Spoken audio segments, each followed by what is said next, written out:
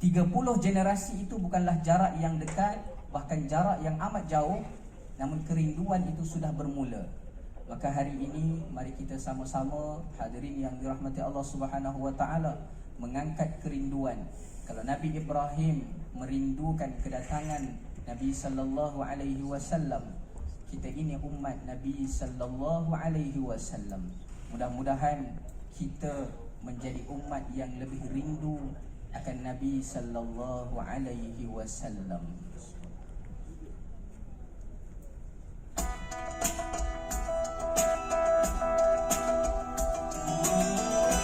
Awal kalam dengan salam buat junjungan khairal anam, dalam selawat yang disulam alun zikir memuji sahibul alam. Lembaran sirah pun berberi riwayat ihsan yang terpuji, bersalah silah para nabi keturunan Quraisy yang boleh bekerti. Ahmad itu nama yang tersurat dalam Injil juga Taurat, apatah lagi kitab Al-Quran. Ya Muhammad, penutup sekalian nabi, menyampai risalah suci tentang agama yang diredai.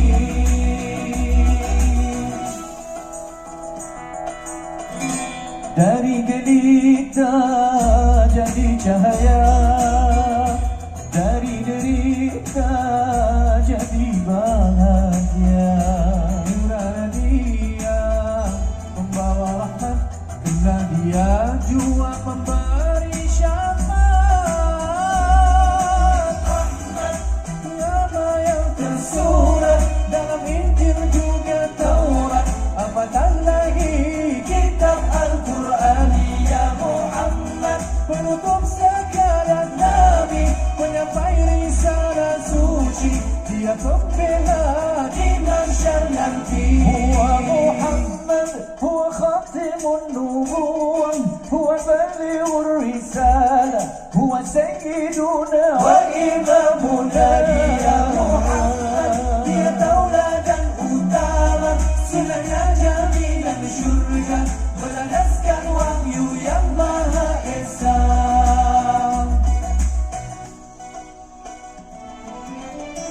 Wa imma cerca ataupun hina, hatta dihunus pedang kufar durjana, namun baginda beralat tiada, karena percaya Allah tetap bersamanya.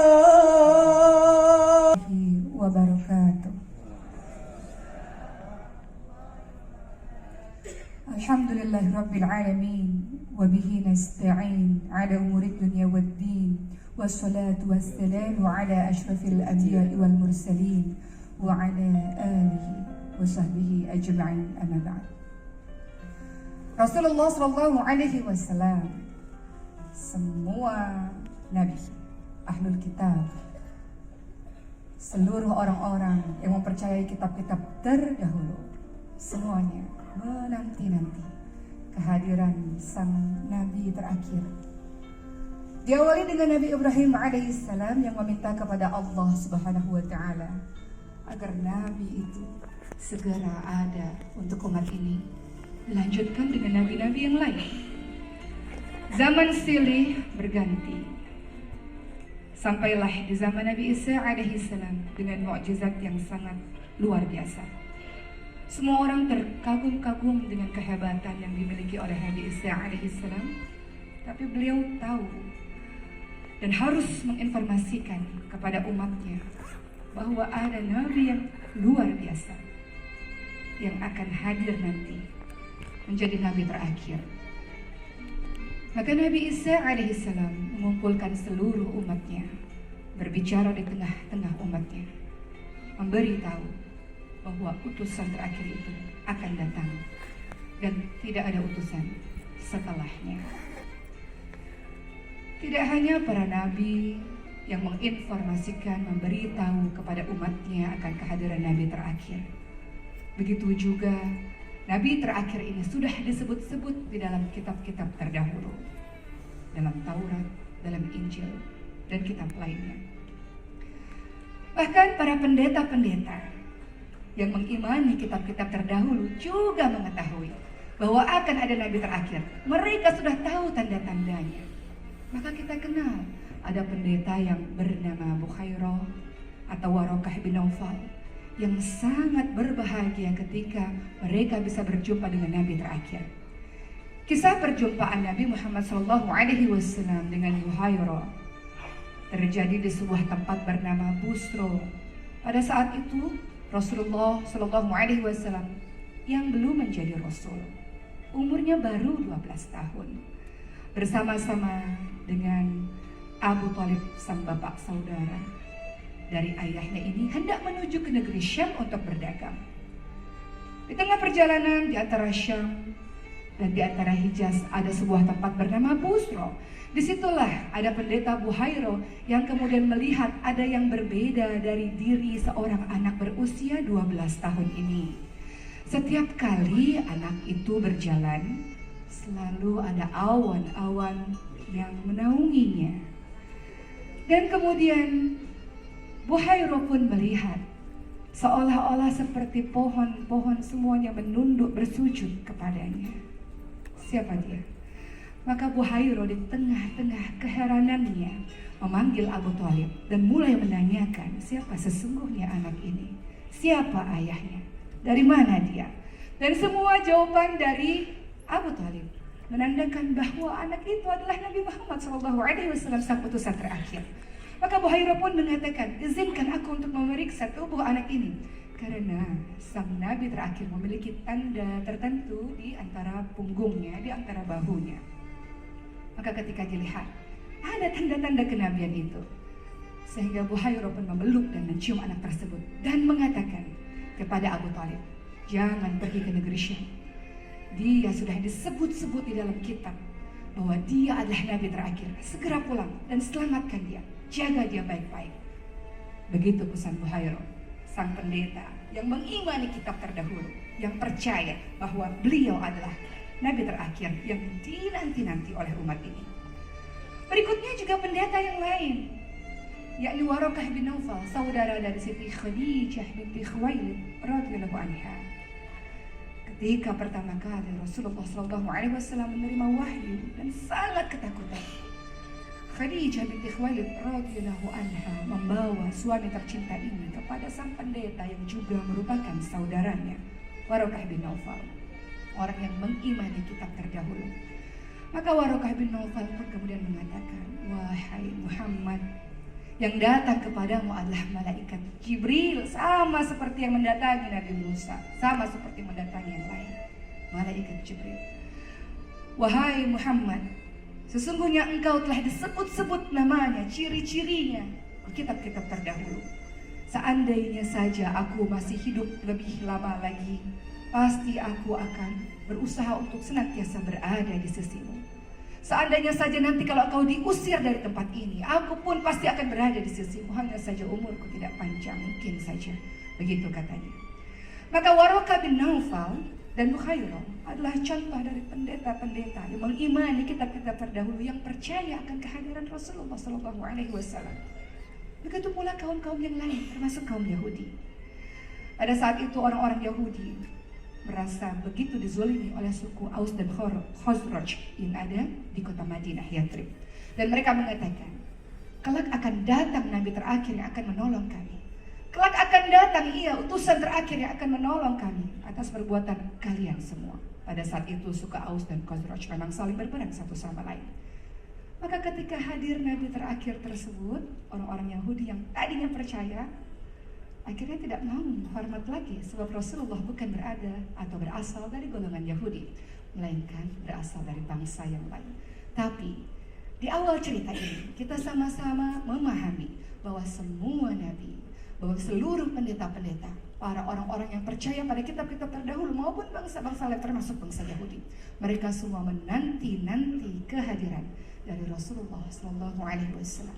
Seorang yang diharap-harap memiliki akhlak yang sangat luar biasa, akhlak Al-Quran yang membawa sebuah kaum yang tadinya jahil, sebuah kaum yang tadinya penuh dengan kerusakan, berharap dengan kehadiran Rasulullah akan hadir minal dhulumat ila nur, dari kegelapan menuju kepada cahaya Allah, minal jahiliyah ilal hidayah, dari kebodohan menuju kepada hidayah Allah. Kota Mekah pada saat itu adalah sebuah kota yang penuh dengan kerusakan. Perempuan baru lahir, bayi dikubur hidup-hidup. Kota Mekah pada saat itu begitu banyak kerusakan, kezaliman terjadi di mana-mana, perbudakan terjadi di mana-mana, minum khamar, mabuk-mabukan, semua kerusakan ada di tempat itu. Mereka semua menyembah patung-patung berhala yang sejatinya tidak membawa manfaat apa-apa kepada diri mereka. Maka wajar saja bahwa para ahlul kitab, bahwa orang-orang yang senantiasa percaya pada kitab-kitab terdahulu menanti-nanti akan kehadiran sosok ini. Sosok yang disebut-sebut memiliki akhlak yang baik, yang mampu menerangi sekitarnya. Sosok yang dinanti-nanti, yang diharapkan membawa perubahan bagi sekitarnya. Mereka terus menunggu dan terus menunggu kapan orang ini akan datang, kapan dia akan lahir, kapan Mekah ini bisa terjadi perubahan yang besar, kapan orang-orang berhenti untuk melakukan sebuah kezaliman, kapan terjadi keadilan, kapan terjadi kesamarataan, kapan terjadi akhlak-akhlak yang baik yang satu yang telah dicontohkan oleh Nabi terakhir. Mereka menanti-nanti kehadiran beliau, yakni Rasulullah Sallallahu Alaihi Wasallam.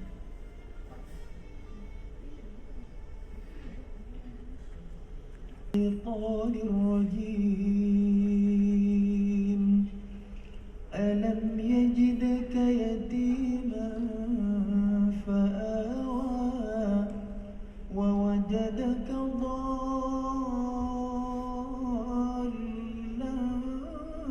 فهدى ووجدك عائلا فأغنى فأما اليتيم فلا تقهر وأما السائل فلا تنهر وأما بنعمة ربك فحدث.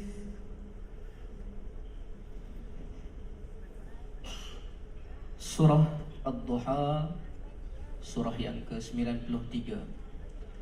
Surah ini diturunkan dalam keadaan Nabi sallallahu alaihi wasallam pernah dalam keadaan lama tidak menerima wahyu daripada Allah Subhanahu wa taala. Bayangkan kalau kita ada seorang kekasih, kita lama tidak mendengar berita daripada kekasih kita.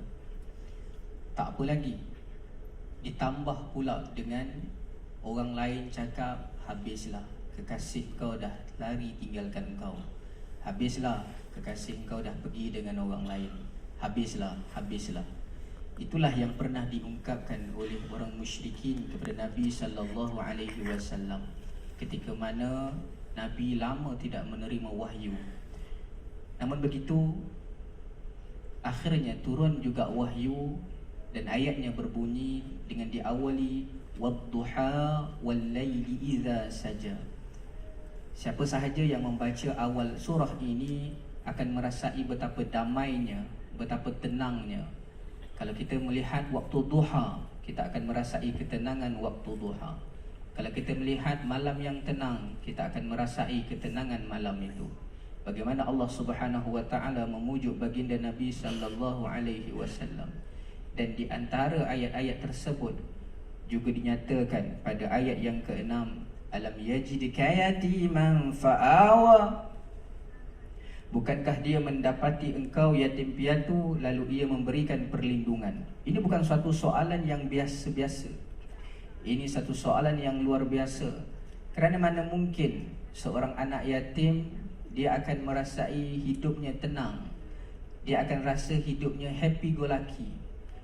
Anak yatim, anak yang tidak ada mak, anak yang tidak ada ayah, kita boleh bayangkan Macam mana anak-anak yang begini ketika mana mereka hidup, mereka melihat ada orang yang sedang mendapat kasih sayang mak dan juga ayah. Kita boleh lihat bagaimana anak ini kalau bersama dengan orang lain, dia tidak mudah mendapatkan hak dia. Kerana apa? Dia adalah golongan yang lemah. Golongan yang lemah mudah untuk ditindas. Itu adalah standard. Itu adalah kebiasaan di dunia ini. Dan Nabi SAW sendiri adalah anak yatim. Bayangkan bagaimana seorang anak yatim membesar, dan kemudian kita tahu betapa peritnya Nabi SAW saat baginda dibesarkan itu. Perasaan baginda SAW kita tidak dapat bayangkan. Namun lihatlah dalam kalangan kita, anak-anak yatim dalam kalangan kita, bagaimana keadaan mereka. Jika kita merasa kasihan kepada mereka pada waktu ini, bayangkan Nabi kita sallallahu alaihi wasallam. Bagaimanakah keadaan Nabi sallallahu alaihi wasallam?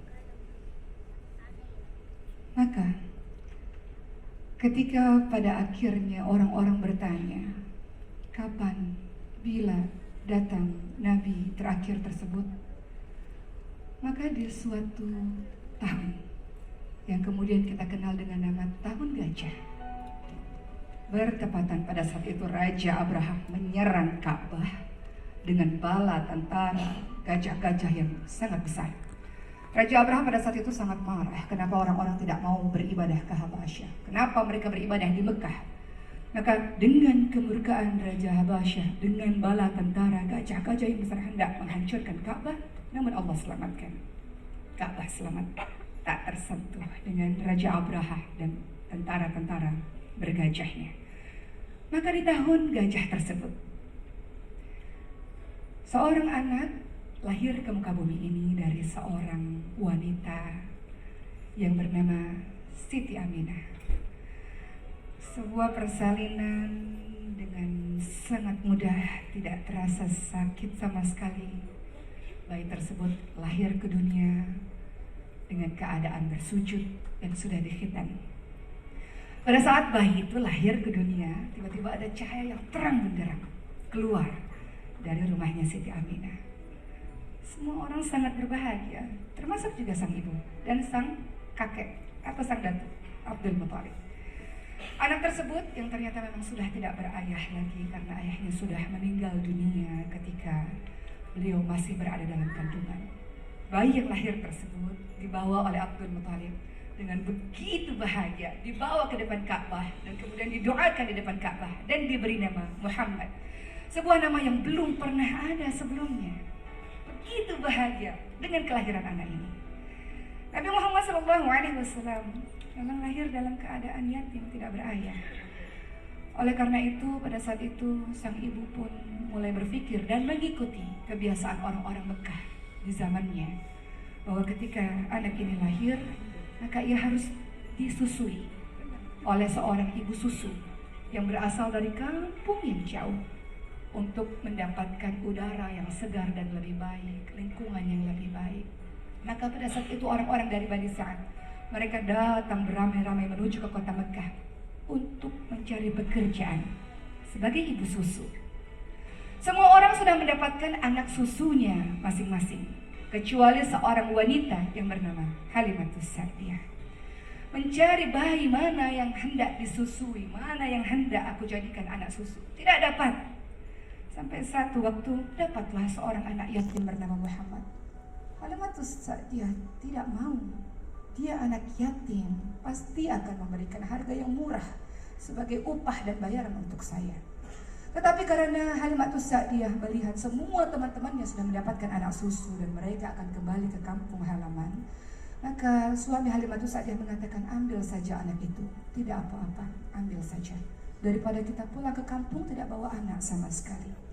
Jadi pada masa itu, ibu susu adalah sebuah pekerjaan. Maka akhirnya Halimatus Sa'diyah pun membawa bayi yatim tersebut untuk disusui. Perjalanan pulang ke kampung halaman mulai terjadi keajaiban demi keajaiban.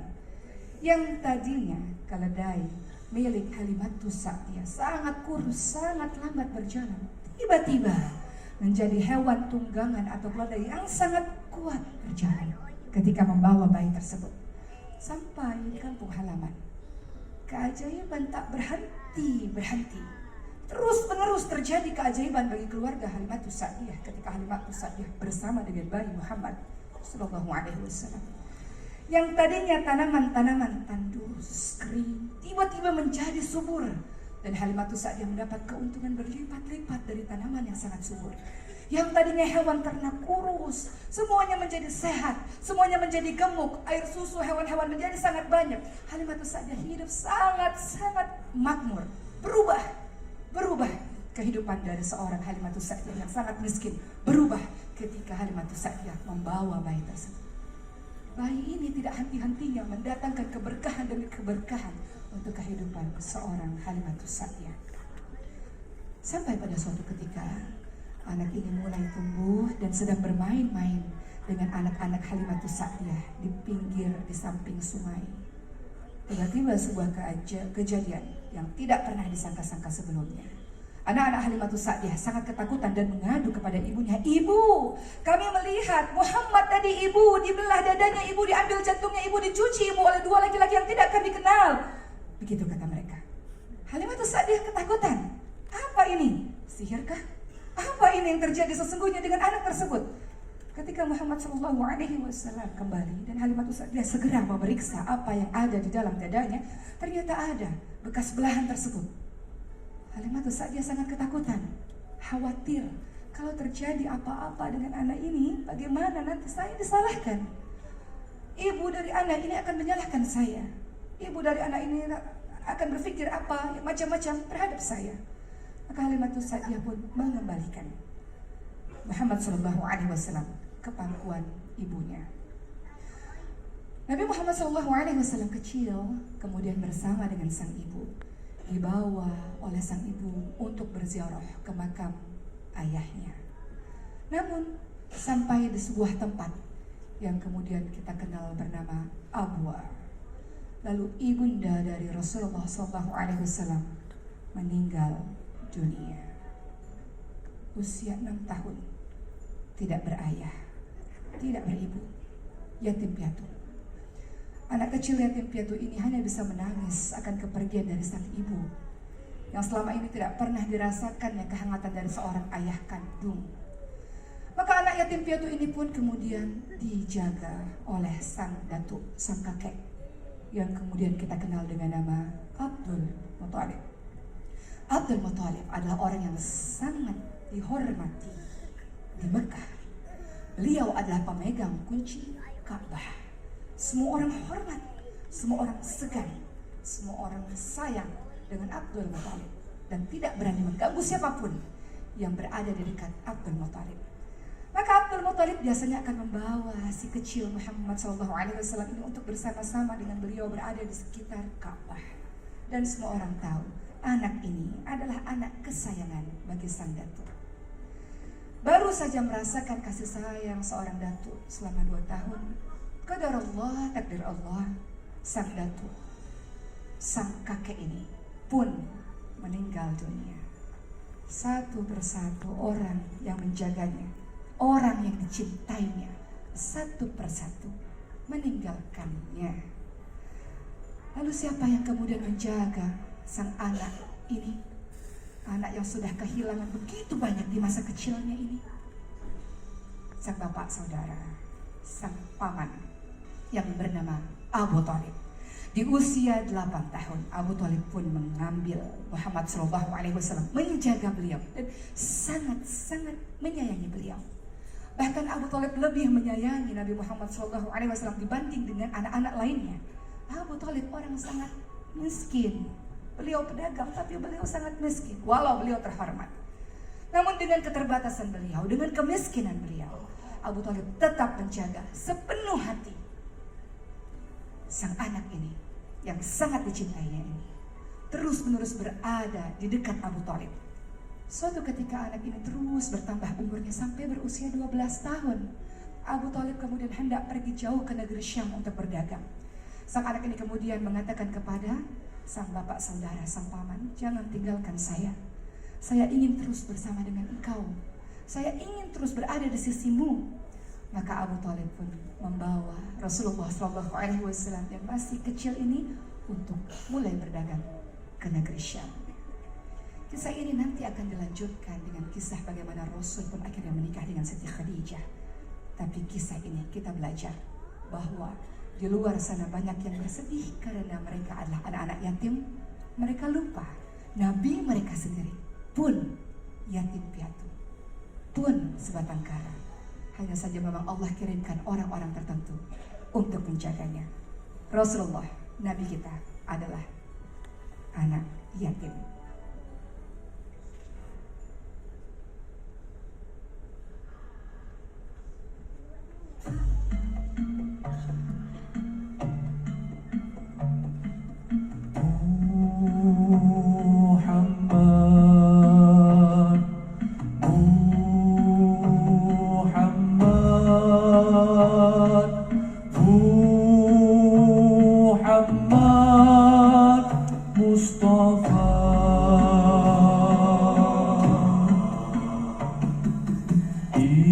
Ibunya bernama Aminah, ayahnya bernama Abdullah. Dilahirkan di Mekah Mukarramah, ibu susunya Halimatu Sa'diyah.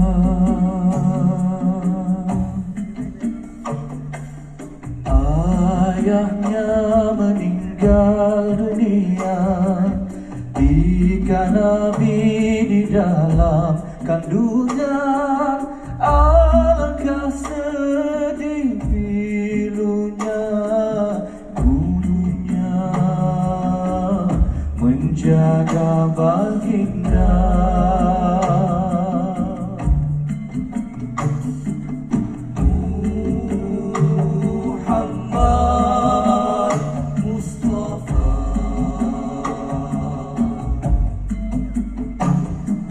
Semasa di dalam perjalanan pulang dari makam suaminya, Aminah jatuh sakit di Abwa, kembali ke alam bapa. Tinggallah Nabi seorang diri, hilanglah insan yang dikasihi. Tinggallah Nabi seorang diri, menyajakan hidup berdikari. Anak yatim anak yang mulia, dilindungi Allah setiasa. Terpadam api biara majusi, untuklah istana Kisra pasti. Mekah diterangi cahaya putih, tanda lahir Nabi anak yatim.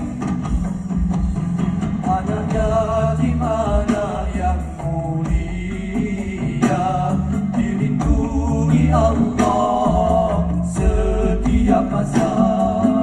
Sama-sama sallallahu ala Muhammad, sallallahu alaihi wasallam, sallallahu ala Muhammad, sallallahu alaihi wasallam. A'udzu billahi minasy syaithanir rajim.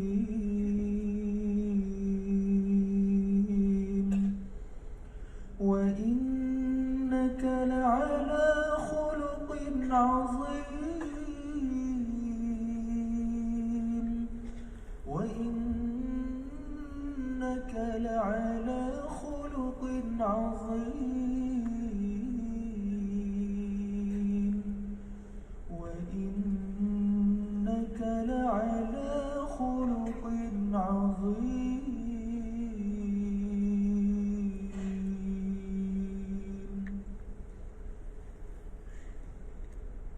innaka la'ala khuluqin azim. Dan bahawa sesungguhnya engkau mempunyai akhlak yang mulia. Hadirin yang dirahmati Allah Subhanahu wa taala, jika kita pernah ada seseorang yang amat baik di sisi kita, pernah tak ada sesiapa yang amat baik hidup bersama-sama dengan kita, yang kita amat sanjungi mereka, yang kita amat muliakan mereka. Dan apakah perasaan kita apabila mereka pergi meninggalkan kita? Kita mungkin terbayang wajah ayahanda kita yang pernah berbuat baik kepada kita. Kita mungkin terbayang wajah sahabat kita yang pernah berbuat baik kepada kita. Kerana orang yang mempunyai akhlak yang mulia adalah orang yang amat dicintai oleh ramai manusia. Nabi SAW, dan bahawa sesungguhnya engkau mempunyai akhlak yang mulia. Nabi itulah petunjuk untuk seluruh umat manusia. Aras yang tertinggi bagaimana akhlak yang ada pada seorang Nabi. Ketika ditanya bagaimanakah akhlak Nabi SAW, maka dijawab kana khuluquhu khuluqul Quran. Akhlak Nabi itu adalah akhlak Al-Quran. Maka bagaimanakah untuk kita mencontohi akhlak Nabi SAW? Hari ini kita seakan-akan melihat Al-Quran itu ada di negara orang bukan Islam. Kita seakan-akan melihat Al-Quran itu diamalkan oleh orang yang tidak ada imannya dalam diri mereka, namun mereka yang mengamalkan isi kandungan Al-Quran. Kita melihat bagaimana kita selalu membataskan diri kita, sedangkan Al-Quran mengajak kita untuk belajar unlock limiting belief, kerana kita ada Tuhan. Kita belajar daripada salat. Tidak ada sistem yang paling sempurna dalam dunia ini melainkan sistem salat. Bermula dengan azannya sahaja, tidak pernah putus 24 jam. Kalau ada sistem marketing yang tidak pernah putus 24 jam, itu adalah sistem yang terhebat. Namun tidak ada, hanya ada salat yang itu namanya azan. Kita tidak pernah belajar ataupun kita tidak mahu ambil perkara tersebut. Seharusnya umat Islam, kita ada sistem yang lebih luar biasa, kerana kita ada salat dan kita belajar perkara itu setiap hari. Kita ada banyak perkara di dalam Al-Quran, tetapi kita melihat ada orang lain yang sedang mengamalkan Al-Quran. Jadi mudah-mudahan dengan kita selalu mencontohi kepada akhlak Nabi SAW, akhlak yang terbesar bagi baginda Nabi SAW adalah Al-Quran, maka jom kita sama-sama mempelajari bagaimanakah akhlak baginda SAW. Akhlak Rasulullah SAW adalah Al-Quran. Dari anak kecil tumbuh terus-menerus bertambah usianya sampai di usia remaja. Rasulullah SAW yang kala itu belum menjadi Rasul, ternyata disenangi dan disayangi oleh semua orang, sehingga mereka memberikan julukan atau gelar untuk Nabi Muhammad SAW, Al-Amin. Al-Amin. Semua orang senang, semua orang suka akhlaknya yang sangat terpercaya. Kalau berbicara sesuatu tidak pernah ingkar, kalau bicara sesuatu selalu jujur, semua orang senang kepadanya. Nabi Muhammad SAW sama seperti nabi-nabi sebelumnya, mengawali kehidupannya menjadi seorang penggembala untuk dilatih jiwa-jiwa kepemimpinannya. Berikutnya beliau menjadi seorang pedagang. Dan akhlak Al-Amin ini tentu saja membuat para pembeli semuanya loyal, setia, suka, sayang, dan selalu membeli kembali barang-barang yang dijual oleh Nabi Muhammad SAW. Sehingga seluruh perdagangannya menghasilkan keuntungan dan kebaikan, keberkahan, bertambah kebaikan. Maka Al-Amin ini sampailah terdengar di telinga salah seorang wanita yang sangat kaya raya, terhormat, dicintai oleh banyak orang. Namanya adalah Bunda Khadijah binti Khuwailid radhiyallahu anha. Pada saat itu Siti Khadijah binti Khuwailid hendak membawa barang dagangannya menuju ke negeri Syam, tapi beliau memerlukan satu orang atau orang lain lagi untuk membawa barang dagangannya. Sehingga beliau mendengar ada laki-laki yang bernama Al-Amin, pemuda terpercaya. Apakah betul begitu akhlaknya? Kenapa semua orang memuji-mujinya? Sampai saya mendengar ada orang bernama Al-Amin. Betulkah demikian? Begitulah yang dikatakan oleh Siti Khadijah. Maka Siti Khadijah pun pada akhirnya memanggil sang Al-Amin ini dan mulai mengajaknya untuk bekerja sama untuk membawa barang dagangan Siti Khadijah menuju ke negeri Syam. Tapi Siti Khadijah tidak membiarkan sang Al-Amin ini pergi sendirian. Beliau kemudian meminta sang budak atau hamba sahaya yang bernama Maisarah untuk menemani sang Al-Amin ini. Di dalam perjalanan, Maisarah pada akhirnya merasa ada sesuatu yang berbeda dari diri laki-laki ini, dari diri pemuda berusia 25 tahun ini. Kalau biasanya Maisarah pergi dengan majikan atau bos yang lain, mereka biasa saja. Bos makan, pelayan tak makan. Bos tidur, pelayan tak tidur. Tapi apa yang dilakukan oleh Rasulullah SAW? Beliau sangat menghormati Maisarah. Rasul makan, Rasul akan minta Maisarah pun ikut makan. Rasul istirahat, tidur, Rasulullah pun akan meminta Maisarah, istirahatlah, berehatlah. Engkau memerlukan tenaga untuk perjalanan esok pagi. Akhlak santun dan sangat baik membekas di hati Maisarah. Dan Maisarah pun melihat siapa sebenarnya orang ini. Setiap saya berjalan dengannya, semua orang merasa panas. Kakilah dagang lain merasa panas, tapi selalu ada awan di atas kami. Siapa dia? Siapa sesungguhnya pemuda ini? Kekaguman dari Maisarah terus bertambah-tambah sampai di negeri Syam. Bagaimana Rasul sangat memudahkan orang-orang ketika beliau hendak menjual barang. Betapa Rasul sangat jujur mengatakan barang ini bagus, barang ini tidak bagus. Mungkin di sana memang lebih bagus. Barang saya mungkin ada sedikit rusak. Jujur. Maisarah terkagum-kagum membeli semuanya. Hari ini beli, besok beli lagi kepada Rasulullah SAW. Sehingga semua orang pada saat itu mencintai Rasulullah, termasuk Maisarah.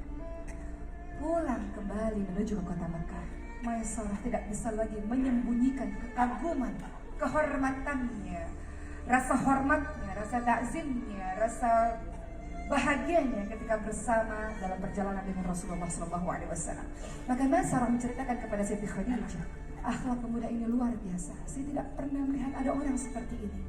Ternyata ketika Siti Khadijah mendengar hal tersebut, semakin bertambah-tambah lagi rasa kagumnya kepada sang pemuda tersebut. Dan tanpa disadari muncul benih-benih cinta karena akhlak yang ditunjukkan oleh sang pemuda yang diberi julukan Al-Amin ini. Maka Siti Khadijah pun menceritakan perasaannya kepada sahabatnya yang bernama Nafisah. Nafisah, aku rasa aku memiliki perasaan dengan pemuda yang dijuluki Al-Amin ini. Maukah engkau membantuku, wahai Nafisah, untuk memberitahukan kepada ia dan keluarganya bahwa aku hendak bersama dengannya. Siti Khadijah bukan wanita biasa-biasa. Semua orang berlomba-lomba hendak menikah dengan Siti Khadijah, termasuk Abu Jahal. Semua orang jatuh cinta dengan wanita yang dijuluki wanita suci ini. Beliau janda tapi dijuluki wanita suci karena akhlaknya yang sangat luar biasa. Akhlak yang baik, kaya raya, bangsawan. Siapa yang tidak suka dengan Siti Khadijah?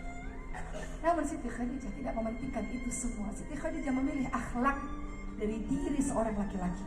Dan akhlak itu tidak hanya didengarnya saja, tapi sudah dibuktikannya.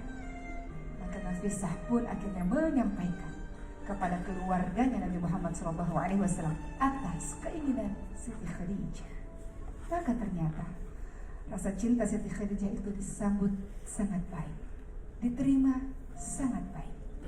Rasulullah SAW bersama dengan pamannya, keluarganya, datang untuk menghitbah Siti Khadijah dengan mahar 20 ekor unta. Rasulullah tidak miskin, Rasulullah berharta, mampu menghargai wanita dengan memberikan mahar terbaik. Maka terjadilah pernikahan yang sangat indah dari seorang Siti Khadijah radhiyallahu anha dengan Rasulullah yang berbeda usia 15 tahun. Saat itu Siti Khadijah berusia 40 tahun dan saat itu Nabi Muhammad SAW berusia 25 tahun. Pernikahan sangat membahagiakan dan dikaruniai 6 orang anak. Qasim, Abdullah, Zainab, Ruqayyah, Ummu Kulsum, dan Fatimah. Pernikahan sakinah, mawaddah, warahmah, semua bahagia.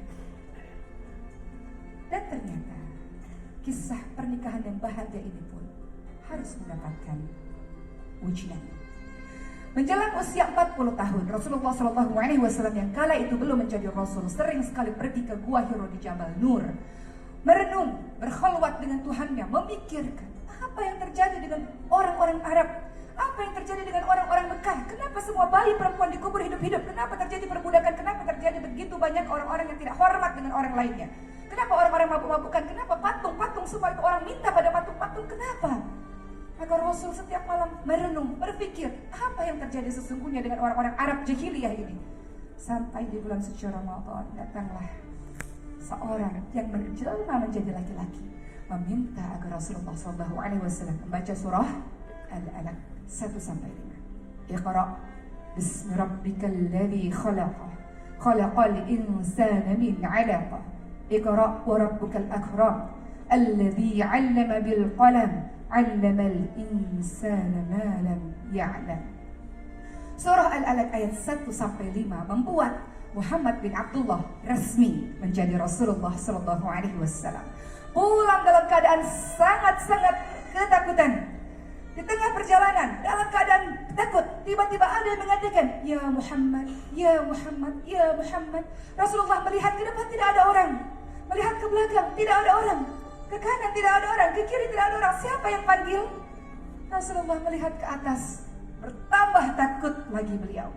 Malaikat Jibril dengan wujud aslinya dengan 600 sayap memanggil Muhammad SAW. Dalam keadaan sangat ketakutan, beliau pulang ke rumah dan sang istri pun menyelimuti beliau. Dalam keadaan yang sungguh-sungguh ketakutan, sang istri qurrata a'yun, penyejuk mata, penyejuk hati, berusaha menenteramkan hati sang suami. Tenang, tidak terjadi apa-apa ya suamiku. Allah tidak akan pernah mengabaikan engkau. Engkau orang baik. Engkau selalu menyambung tali silaturahim. Engkau membantu orang-orang miskin. Engkau orang baik. Tenang saja wahai suamiku. Begitu kata sang istri yang penuh rasa sayang, selalu support, selalu mendukung, selalu mempercayai suaminya. Maka Siti Khadijah tidak hanya menjadi penenang hati suami, beliau juga mencarikan solusi bagi sang suami. Dibawalah ke Waraqah bin Naufal untuk mencari solusi apa yang sesungguhnya terjadi. Dari Waraqah bin Naufal, yakinlah mereka berdua bahwa memang Rasul adalah Rasul terakhir. Maka perjuangan pun dimulai bersama dengan Siti Khadijah. Dakwah Islam ini pun dimulai ketika Rasulullah resmi menjadi Rasulullah SAW. Dakwah sembunyi-sembunyi selama 3 tahun. Siapa wanita pertama kali yang masuk Islam? Siti Khadijah binti Khuwailid radhiyallahu anha. Percaya penuh kepada suaminya. Percaya apa yang terjadi kepada suaminya. Berada selalu setia di sisi suaminya. 3 tahun dakwah secara sembunyi-sembunyi sampai kemudian Rasulullah diminta untuk berdakwah secara terang-terangan. Ujian demi ujian silih berganti agar Islam sampai kepada kita. Begitu banyak air mata yang turun, begitu banyak darah yang turun ke muka bumi ini hanya supaya Islam ada sampai kepada kita. Kita mengenal ada seorang yang bernama Bilal bin Rabah radhiyallahu anhu, yang seorang budak yang sangat kokoh tauhidnya, kokoh agamanya. Ketika kemudian beliau ditelanjangkan, ditaruh, diletakkan di padang pasir yang tandus, diminta, dipaksa untuk mengatakan Tuhannya berhala, apa yang beliau katakan? Ahad. Apa yang beliau katakan ketika dada beliau diletakkan batu yang besar untuk mengatakan Tuhannya adalah berhala? Tetap beliau mengatakan Tuhanku adalah Allah.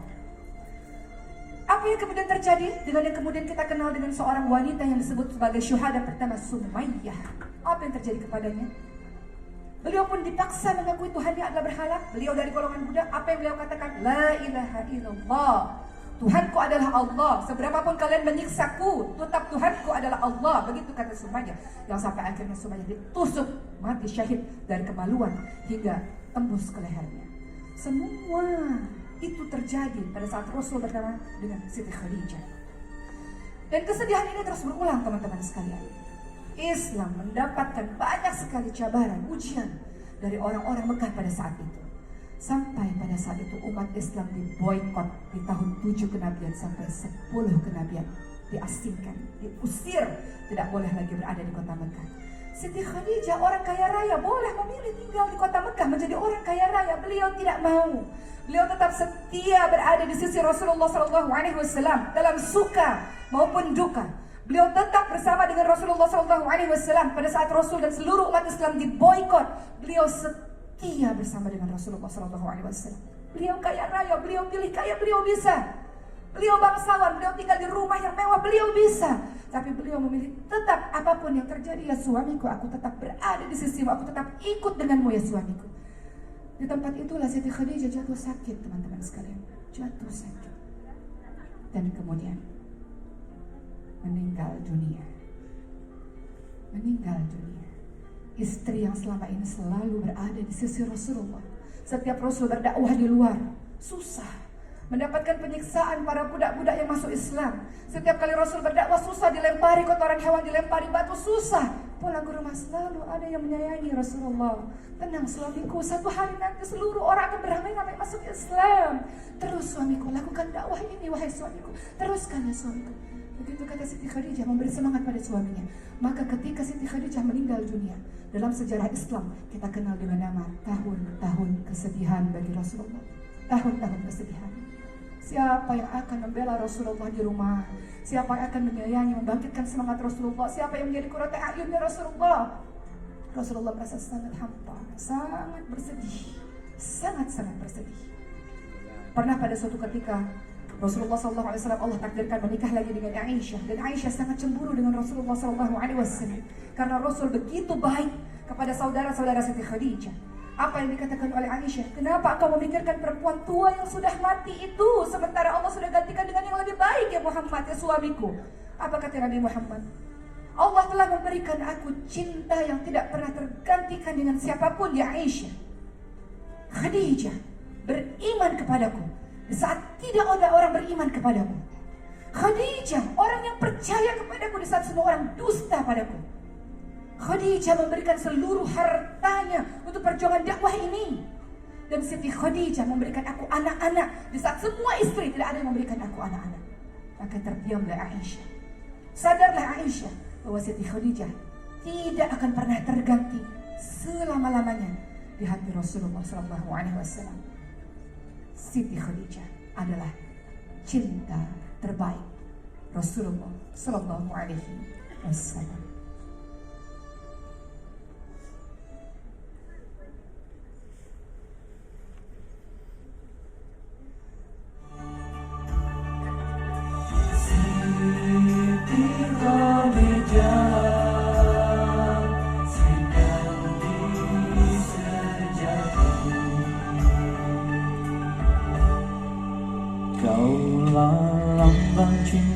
Sejati serikan di pertama ketika Islam bermula, hatimu menyalakan keyakinan, hartamu membuktikan pengorbanan. Rasul keseorangan engkaulah teman, dia tersisih engkau memilihnya, dia terbuang engkau menyayanginya. Karena iman kau sanggup berjuang. Oh, Siti Khadijah, namamu indah, qudwah hasanah, tauladan ubah. Jika Rasul terpinggir, engkaulah insan terhampir. Siti Khadijah, mujahidah salehah, agung jaksamu di persada sejarah.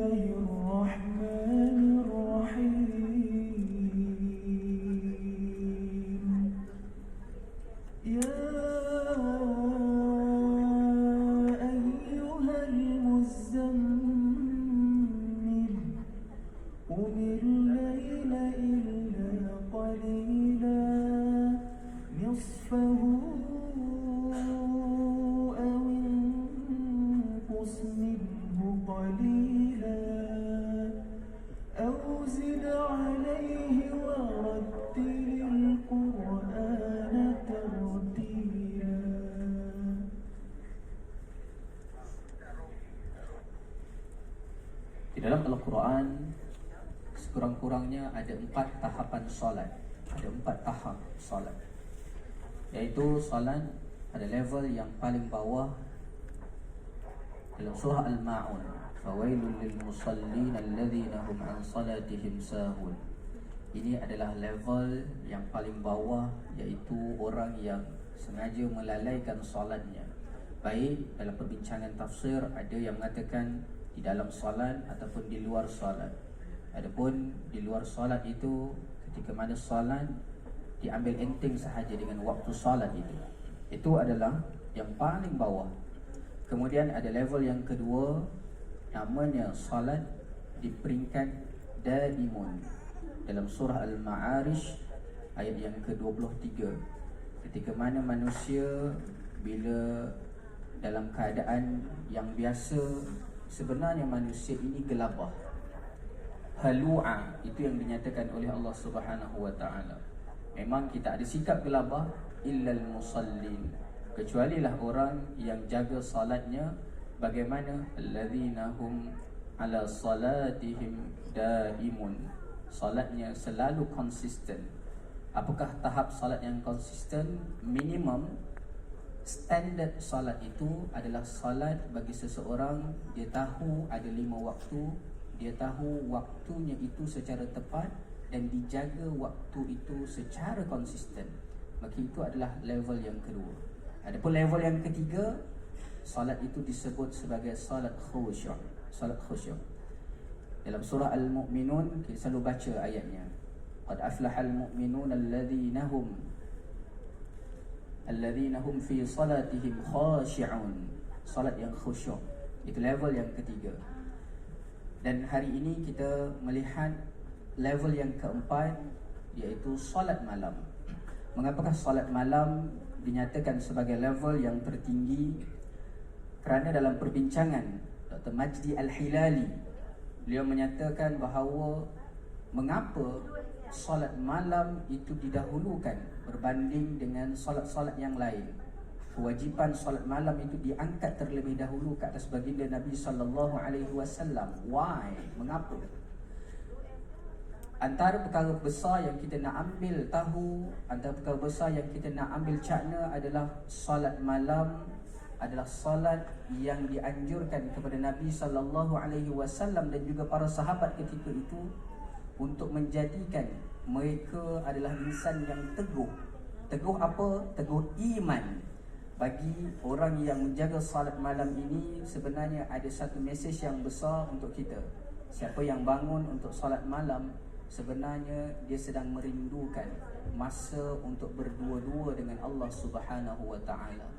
Orang yang selalu merindukan masa untuk berdua-dua dengan Allah Subhanahu wa taala, dia tahu dalam kehidupan yang penuh dengan ujian, tetapi dia tetap akan mengharapkan bantuan daripada Allah Subhanahu wa taala. Mudah-mudahan jika Nabi sallallahu alaihi wasallam ditarbiyah sedemikian rupa untuk menyampaikan mesej kebenaran kepada umat ini, sudah pasti kita juga mahu membawa mesej kebenaran ini. Maka kita jagalah perkara tersebut yang namanya salat malam, insya-Allah.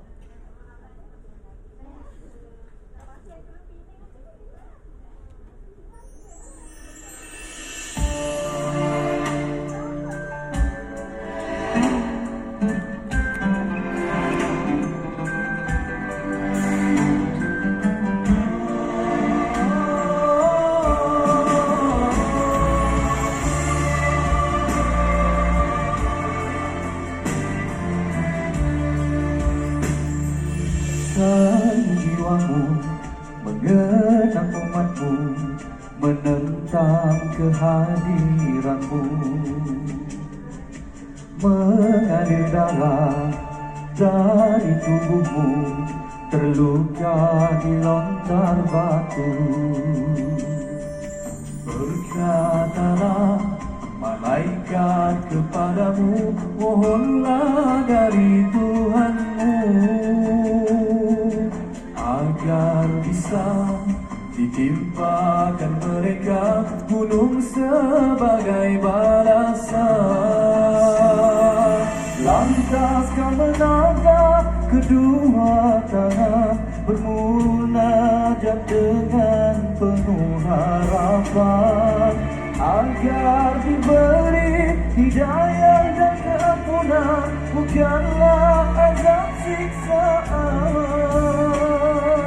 Ya Nabi, Ya Rasul, Ya Habib Allah, sungguh sifatmu tiada tandingannya, perjuanganmu tak kenal putus asa, kasihkan umatmu tiada taranya, walau hati dan jasadmu terluka.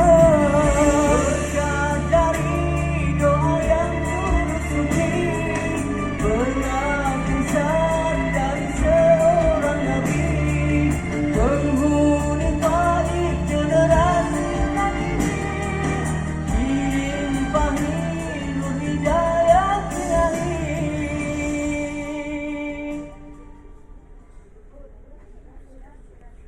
Kepergian dari Siti Khadijah binti Khuwailid membuat Rasulullah sangat terpukul. Beliau sangat bersedih. Ternyata kesedihan beliau bertambah-tambah. Tidak hanya sedih karena ditinggal pergi oleh yang sangat dicintainya, tapi juga bapak saudara beliau yang bernama Abu Thalib juga meninggal dunia. Bayangkan, dulu ketika ada Abu Thalib, setiap kali Rasulullah SAW berdakwah, selalu ada yang membela. Tidak ada yang bisa menyakiti Rasulullah SAW. Tidak ada yang bisa menyakiti tubuh Rasul. Tidak akan ada yang bisa berlaku berlebih-lebihan kepada Rasul. Karena Abu Thalib selalu datang membela, berdiri di hadapan Rasul untuk membela. Abu Thalib tidak ada. Tidak ada lagi yang bisa melindungi Rasulullah SAW. Siti Khadijah tidak ada. Siapa lagi yang membangkitkan semangat Rasulullah SAW? Kepergian dua orang yang sangat beliau cintai. Kepergian Abu Thalib juga sangat menyakitkan bagi Rasulullah SAW. Di detik-detik wafatnya Abu Thalib, Rasulullah mengatakan, katakan kalimat La ilaha illallah, katakan supaya aku bisa menolongmu, katakan. Abu Thalib pada saat itu dikelilingi oleh sahabat-sahabatnya, termasuk Abu Jahal berada di situ. Apakah engkau mau mengatakan kalimat yang diajarkan Muhammad? Begitu kata mereka. Katakan pamanku, katakan bapak saudaraku, katakan kalimat ini, katakan di akhir-akhir hidupmu. Begitu katanya, memohon-mohon, meminta kepada pamannya tersebut, bapak saudaranya tersebut. Abu Thalib kembali kepada Allah dalam keadaan tidak beriman kepada Allah. Rasul sangat bersedih, sangat bersedih. Kalau sesama muslim meninggal dunia, perpisahan sementara, kematian adalah pemutus kebahagiaan sementara. Ada syurga, tempat kembali selama-lamanya, tempat bersama selama-lamanya dengan orang-orang yang kita cintai. Namun Abu Thalib tidak bisa lagi bersama-sama dengan Rasulullah SAW.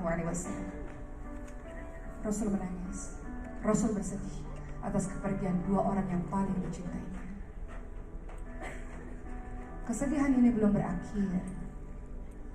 Rasulullah SAW merasakan semakin berat dakwah yang berada di kota Mekah dengan kepergian dua orang tersebut. Sudah tidak bisa lagi berada di kota Mekah. Terjadi penyiksaan yang luar biasa dari orang-orang kafir Quraisy, bahkan Rasul sendiri bersujud di depan Ka'bah, dilempari kotoran hewan, sampai Fatimah menangis membela ayahnya di depan orang-orang kafir Quraisy. Tidak bisa lagi, tidak bisa. Harus keluar dari kota Mekah untuk menyebarkan ajaran agama ini. Maka Rasulullah SAW memilih negeri Taif. Negeri Taif menjadi tempat dakwah selanjutnya. Rasul ke negeri Taif bukan untuk mencari uang. Rasul ke negeri Taif bukan untuk mencari apa-apa. Rasul ke negeri Taif hanya hendak membawa risalah Tuhannya, hendak mengajarkan Islam rahmatan lil alamin, agar tidak terjadi perbudakan, tidak terjadi pembunuhan, tidak terjadi kezaliman. Itu yang ingin Rasul sampaikan kepada orang-orang Taif. Rasul berjalan kaki 3 hari 3 malam, 10 hari di negeri Taif. Rasul bersama dengan para pembesar Taif meminta kepada para petinggi Taif, izinkan saya tidak ingin apa-apa. Saya hendak menyampaikan saja, agar jangan terjadi perbudakan, jangan terjadi pembunuhan, perempuan dihormati, disegani, disayangi. Rasul hanya menyampaikan risalah dari Tuhannya. Apa yang terjadi setelah itu? Seluruh petinggi-petinggi Taif meminta kepada seluruh rakyatnya di negeri Taif, semua kalian keluar rumah, kunci rumah, anak-anak semua keluar rumah, lempar dia dengan batu. Semua orang negeri Taif lempar dia dengan kotoran-kotoran hewan. Orang ini membuat kerusakan. Begitu pesan sang petinggi, begitu pesan sang pembesar, maka seluruh orang-orang Taif keluar rumah, termasuk anak-anak, bertemu dengan Muhammad SAW. Apa yang mereka lakukan? Melempar dengan batu. Tidak sekali, 2 kali, 3 kali. Melempar dengan kotoran hewan. Tidak sekali, 2 kali, 3 kali. Terus menerus, setiap hari, sampai 10 hari. Mereka mengatakan apa kepada Rasulullah? Orang gila, orang perusak. Engkau orang yang membawa, engkau datang ke sini dengan ajaran Islammu. Engkau orang yang tidak kami inginkan. Dan beliau tidak membiarkan Nabi Muhammad SAW menyebarkan ajaran agama Islam. Tidak. Beliau, mereka orang-orang, anak kecil, dewasa, remaja semuanya datang kepada Rasulullah SAW beramai-ramai untuk memberikan Rasulullah SAW lemparan berupa batu-batu yang menyakitkan. Berdarahkah Rasul? Berdarah. Untuk apa Rasul lakukan itu semua? Agar Islam sampai kepada kita. Sampai seperti itu. Merelakan dirinya. Merelakan dirinya untuk menyebarkan ajaran Islam. Sampai seperti itu yang dilakukan oleh Rasulullah SAW. Sampai Rasul katakan, saya tidak mau apa-apa, izinkan saya hanya menyampaikan saja, tolong dengarkan sebentar saja. Mereka tidak mau. Setiap hari melempari Rasulullah SAW, berdarah Rasulullah SAW.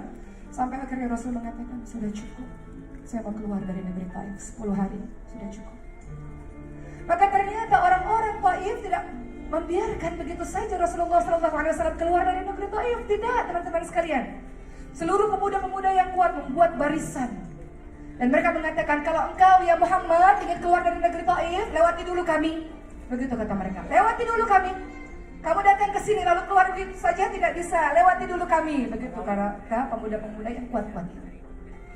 Maka Rasulullah mengatakan, izinkan saya keluar dari negeri Taif ini. Kalau memang kalian tidak mau dengar, ya sudah, izinkan saya keluar. Ketika Rasul berada di hadapan para pemuda-pemuda itu, apa yang mereka lakukan? Apa yang mereka lakukan? Mereka menatap seorang pemuda ini, Rasulullah ini. Tidak membiarkan Rasul keluar begitu saja. Mereka pukul wajah Rasulullah SAW yang suci dan mulia. Mereka pukul sampai Rasul terjatuh. Mereka angkat lagi Rasulullah SAW. Mereka pukul lagi sampai Rasul terjatuh lagi. Wajah mulia itu jatuh ke tanah. Hanya untuk Islam sampai kepada kita. Rasul bangun meminta lagi kepada mereka, izinkan saya keluar dari negeri Taif ini, izinkan saya tidak lagi mau apa-apa, izinkan saya. Mereka terus memukul Rasulullah SAW. Rasul terjatuh, mereka bangunkan, mereka pukul. Rasul terjatuh, mereka bangunkan, mereka pukul. Terus menerus seperti itu teman-teman sekalian. Sampai akhirnya Rasul berhasil keluar dari barisan anak-anak muda itu, dari negeri Taif itu. Rasul terus berjalan dan beristirahat di sebuah pohon dan mengangkat tangannya, mengadu sebagai seorang hamba yang lemah, mengatakan kepada Tuhan, ya Allah, kepada siapa engkau serahkan ya Allah, kepada siapa ya Allah. Rasul hanya mengadu sebagai seorang hamba yang lemah tentang perjuangan dakwah yang begitu berat. Kepada siapa aku hendak kau serahkan wahai Allah? Kepada orang yang menolak dakwah ini kah? Atau kepada siapa ya Allah? Begitu kata Rasul dengan darah yang sangat banyak. Maka malaikat Jibril datang menghadap Rasul. Kurang ajar mereka orang-orang Taif itu. Angkat tanganmu ya Rasul, berdoa kepada Allah agar malaikat penjaga gunung hancurkan mereka. Hancurkan mereka. Orang yang sama sekali tidak punya belas kasih kepada kekasih Allah ini. Angkat saja tanganmu, Allah kabulkan doamu ya Rasul. Begitu kata malaikat Jibril. Apa kata malaikat Jibril kepada Rasul? Meminta Rasul untuk menghancurkan orang-orang Taif yang berbuat sangat-sangat kurang ajar kepada Rasulullah SAW. Rasul dengan darahnya yang masih sangat banyak mengatakan kepada malaikat Jibril, tidak ya malaikat Jibril, tidak. Mereka orang-orang yang tidak tahu. Mereka tidak tahu bahwa kehadiranku, kedatanganku adalah untuk mengajarkan, untuk membawa agar tidak terjadi kezaliman, tidak terjadi pembunuhan. Mereka hanya tidak paham. Mereka tidak tahu. Berdoa saja, wahai Rasul, kekasih Allah, tidak patut mereka berbuat ini kepadamu ya Rasulullah. Begitu kata malaikat Jibril. Tidak. Tidak akan. Aku hanya meminta kepada Allah agar Allah memaafkan mereka, dan agar ada anak keturunan mereka yang nantinya beramai-ramai memasuki agama Allah Subhanahu wa Ta'ala.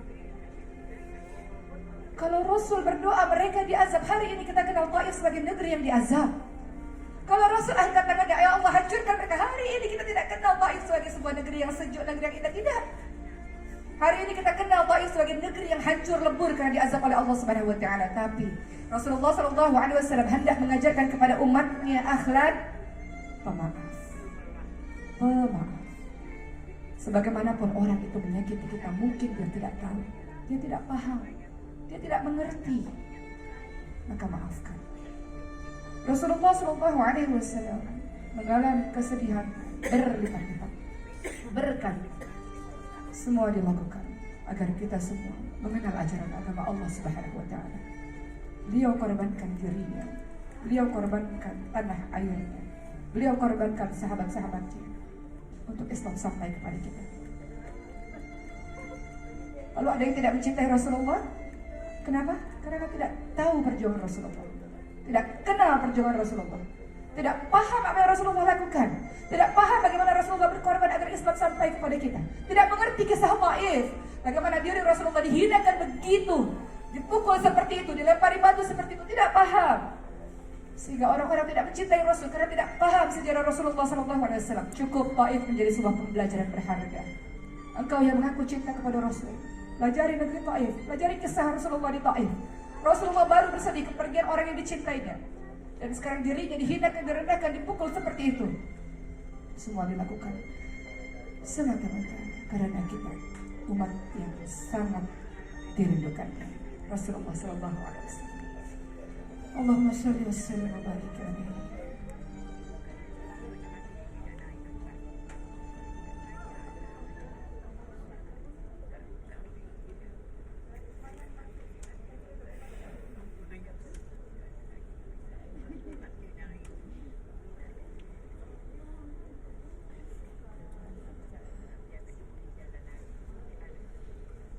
أعوذ بالله من الشيطان الرجيم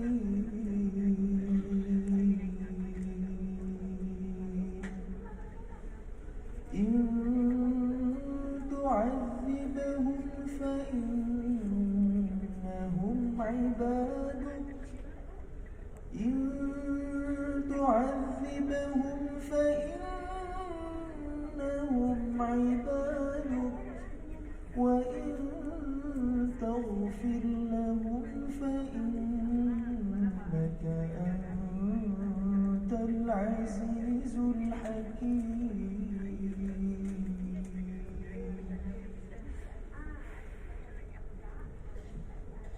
Jika engkau menyeksa mereka, maka tidak ada yang menghalanginya, kerana sesungguhnya mereka adalah hamba-hambamu.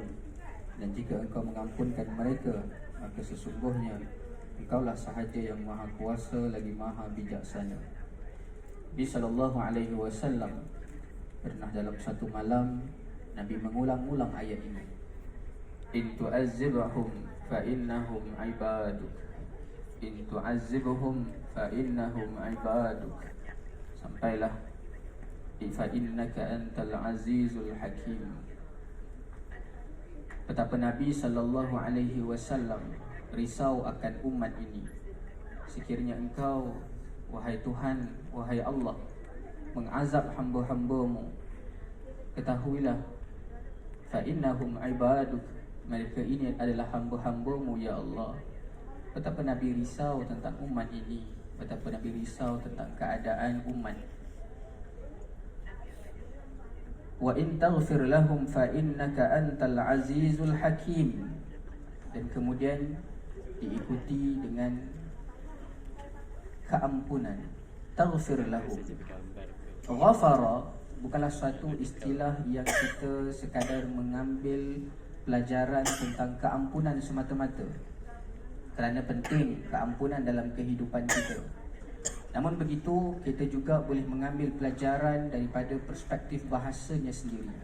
Ghafara dalam erti kata yang lain bermaksud penutup. Sebab itu bagi orang yang pergi berperang, mereka akan pakai milfar. Maka mighfar adalah keampunan, dan mudah-mudahan kita mendapat keampunan daripada Allah Subhanahu wa taala. Itulah kerisauan yang pernah ada pada Nabi sallallahu alaihi wasallam.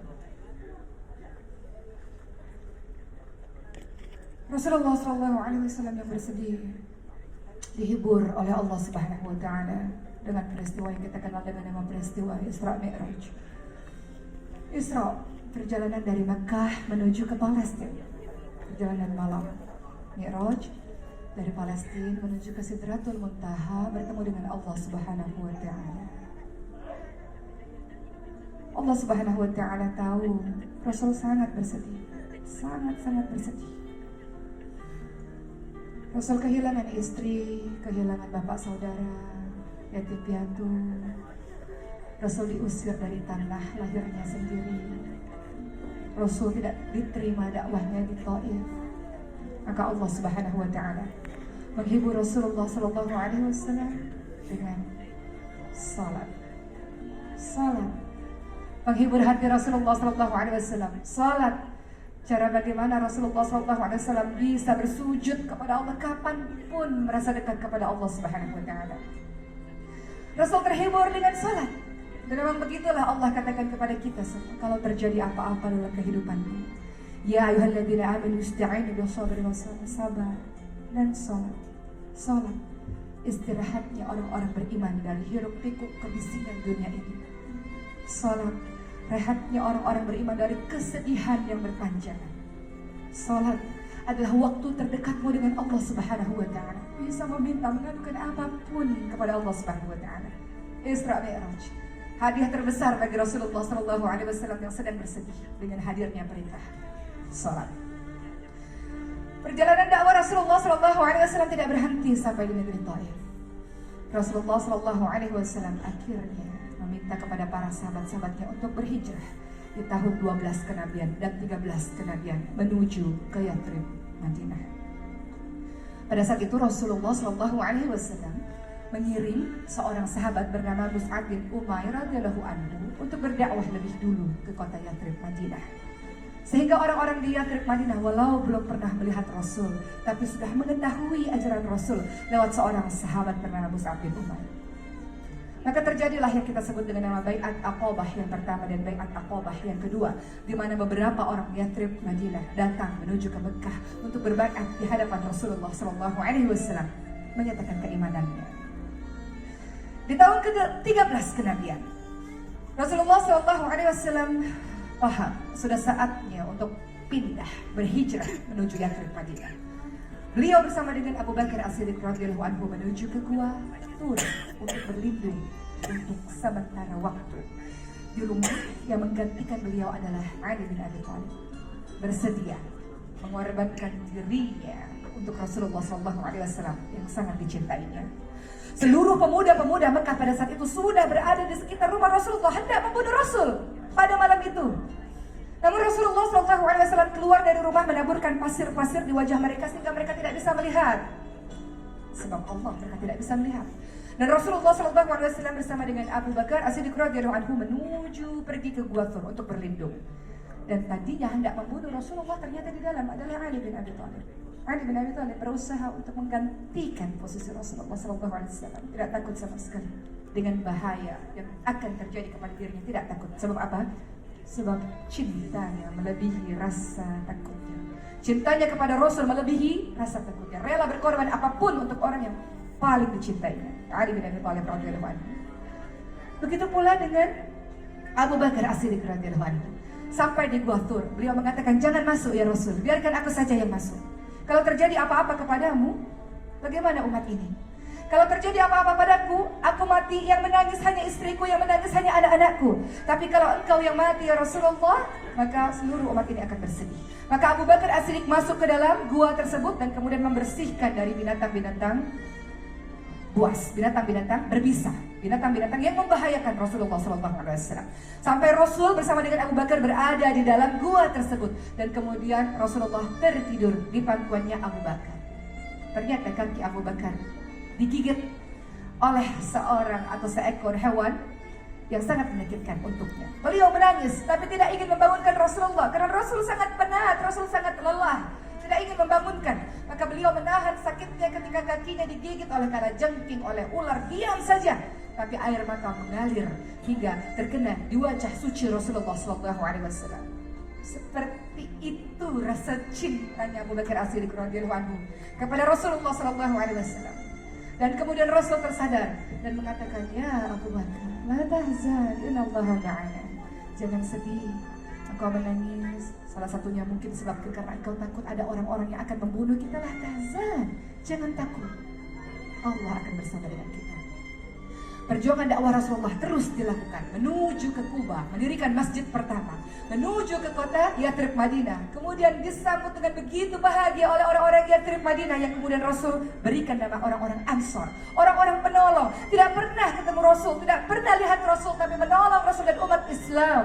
Semua orang beramai-ramai, Rasul tinggallah di rumah kami ya Rasul. Sampai kemudian Rasul mengatakan, tergantung unta saya berhenti di mana. Unta tersebut berhenti di rumah sahabat bernama Abu Ayyub Al-Ansori. Selama 7 bulan Rasul tinggal di situ sambil Rasulullah membina sebuah masjid yang kemudian kita kenal dengan Masjid Nabawi. Pada saat membangun masjid, masjid adalah pusat kekuatan umat Islam. Masjid adalah membawa umat Islam berada dalam satu kesatuan, satu persatuan. Dan Rasul juga membuat Piagam Madinah.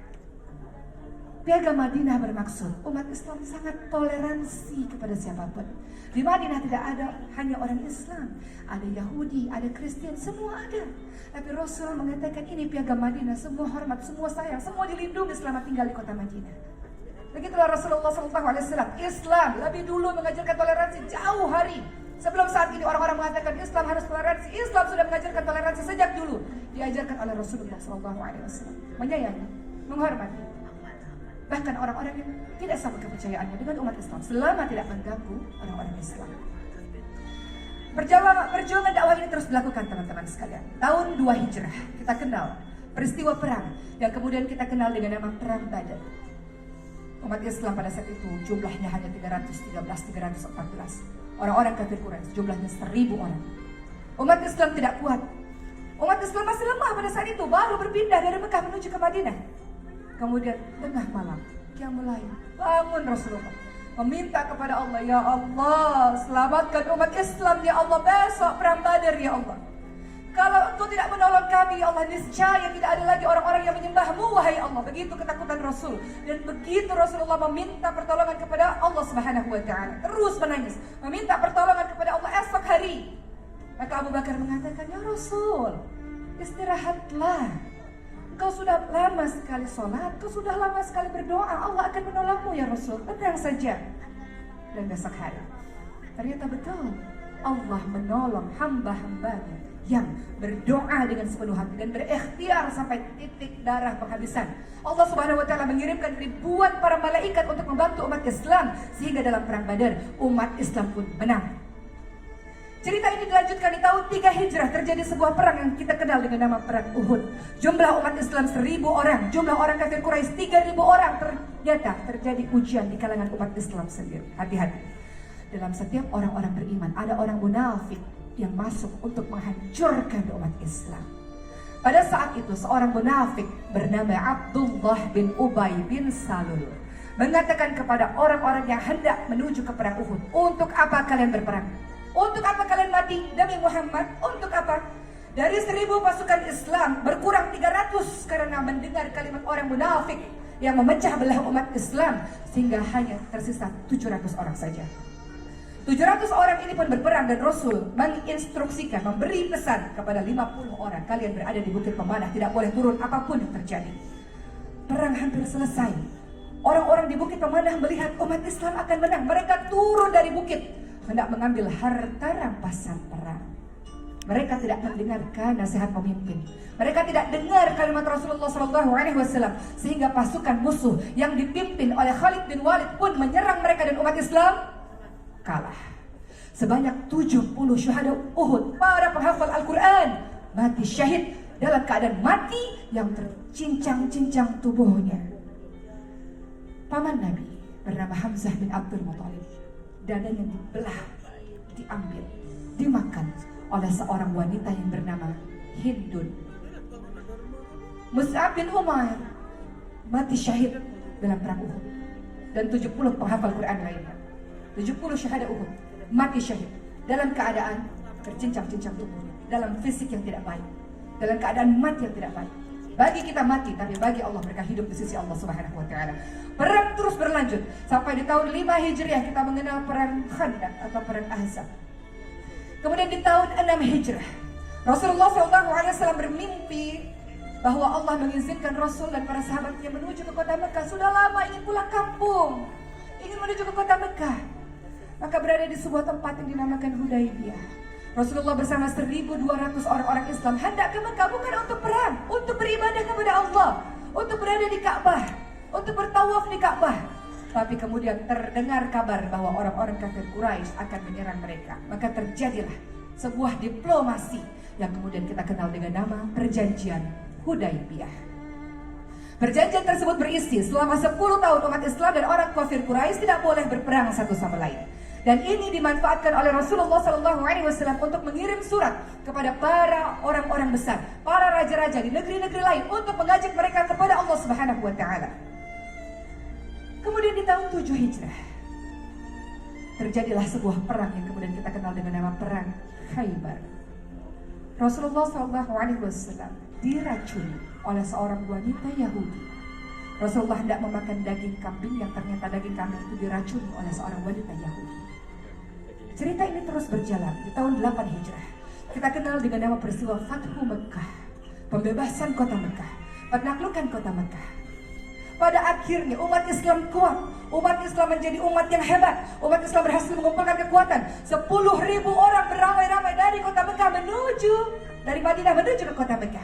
Disinilah yang kemudian kita sebut dengan kemenangan yang nyata. Inna fatahna laka fatham mubina. Inilah sebuah kemenangan yang nyata. Hari itu seluruh umat Islam datang memasuki kota Mekah, menghancurkan seluruh berhala-berhala. Dan kemudian Rasulullah katakan, hari ini kalian semua bebas. Bagi kalian yang berlindung di Ka'bah, kalian selamat. Berlindung di rumah kalian sendiri, kalian selamat. Bagi kalian yang berlindung di rumah Abu Sufyan, kalian selamat. Hari ini kalian bebas, Allah mengampuni kalian. Dan dulu Khadijah radhiyallahu anha pernah mengatakan, akan ada hari di mana beramai-ramai orang memasuki umat Islam dan suamiku. Orang memasuki agama Islam dan suamiku. Maka hari itu pun terjadi. Hari itu terjadi. Beramai-ramai orang, termasuk Hindun yang memakan jantung sang Hamzah bin Abdul Muthalib pun menunduk di hadapan Rasul dan mengucapkan kalimat La ilaha illallah.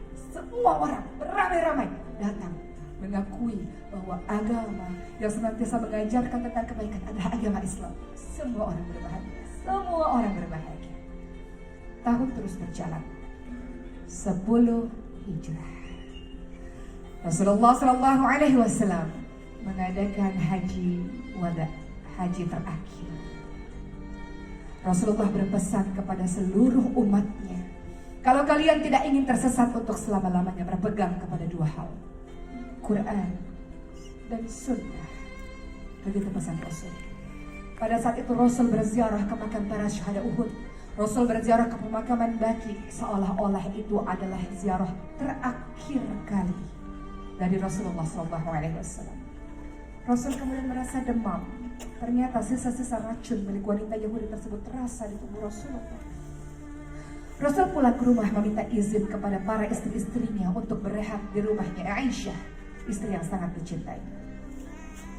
Rasul demam berhari-hari. Dan kemudian Rasul mengatakan kepada Aisyah, Abu Bakar yang menjadi pemimpin sholat, Abu Bakar yang menggantikan saya. Maka pada suatu hari Rasulullah SAW akhirnya membuka tirai dan kemudian melihat para sahabat hendak melaksanakan sholat. Sahabat mengira Rasulullah sudah sembuh. Mereka bahagia, Rasulullah sembuh, Rasulullah sembuh. Mereka tidak tahu itulah hari di mana Rasulullah SAW semakin sakit. Berbaring di pangkuan Aisyah, Rasulullah berpesan kepada seluruh sahabatnya, jaga sholat, dan jaga orang-orang yang berada di bawahmu. Jaga sholat, jaga orang-orang yang berada di bawahmu. Dan malaikat maut pun perlahan-lahan datang kepada Rasulullah SAW, pelan-pelan mengambil ruh Rasulullah SAW.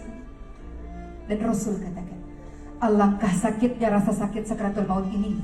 Kalau aku tahu rasa sakit sakratul maut ini seperti ini, timpakan saja ya Allah seluruh rasa sakit sakratul maut umatku kepadaku ya Allah. Begitu kata Rasul. Di detik-detik wafatnya masih juga Rasul teringat akan kita teman-teman sekalian. Dan kemudian Rasul menaikkan tangan di atas, rindu perjumpaan dengan Tuhannya. Selesai sudah tugasnya. Kemudian beliau mengatakan, illa rafiqil a'la, illa rafiqil a'la, kembali kepada Tuhan yang maha tinggi. Dan Rasul pun melemah,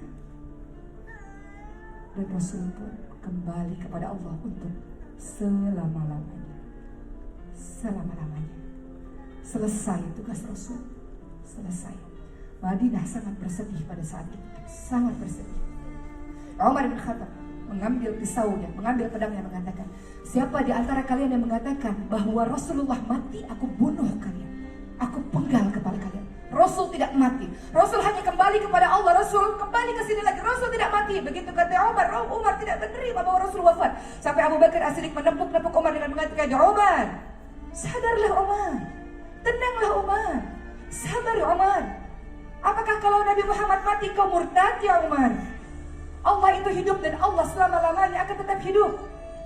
Begitulah kisah wafatnya Rasulullah SAW. Berakhir tugas Rasulullah SAW.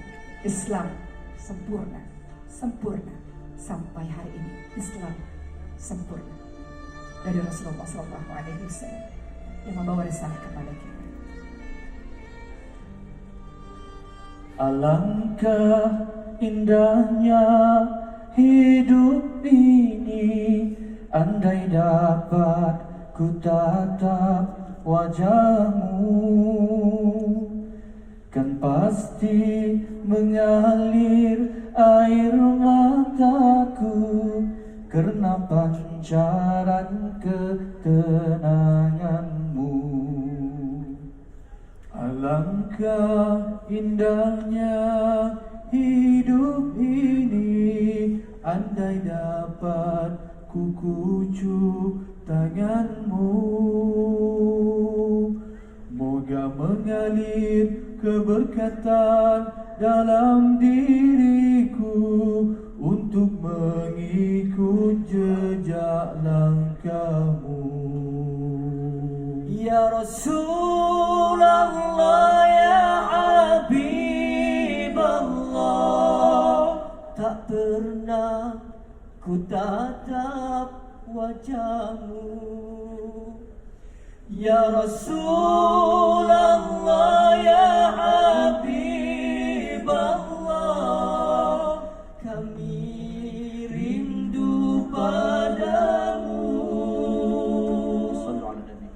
Allahumma salli ala Muhammad, ya Rabbi salli alaihi wasallim. Allahumma salli ala Muhammad, ya Rabbi salli alaihi wasallim.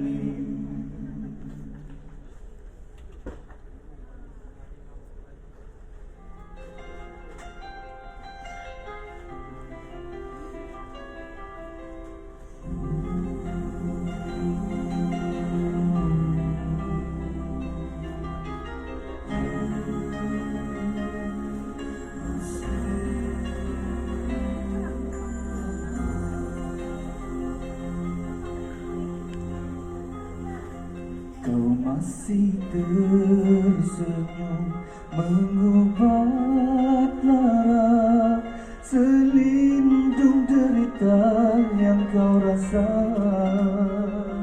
Senyuman yang mententeramkan setiap insan yang kebimbangan. Hakikatnya tak tertanggung lagi derita di pangkuan istrimu Humairah, menunggu saat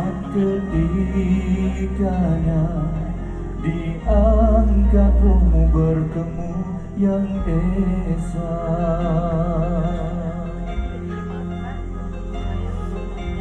Tangan dicelup di bejana air, kau sapu di muka, mengurangkan pedih, beralung zikir, menutur kasih pada umat dan akhirat.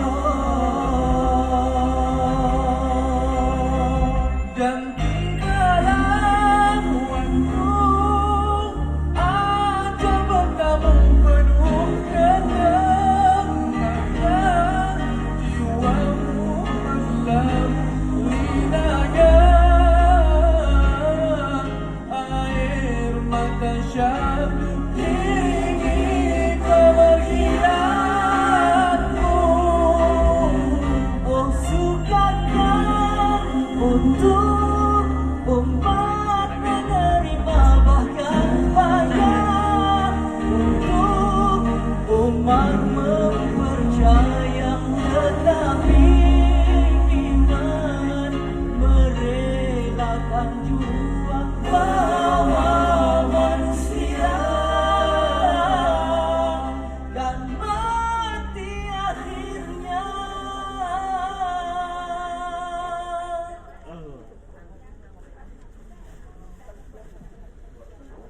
A'udzu billahi minasy syaithanir rajim.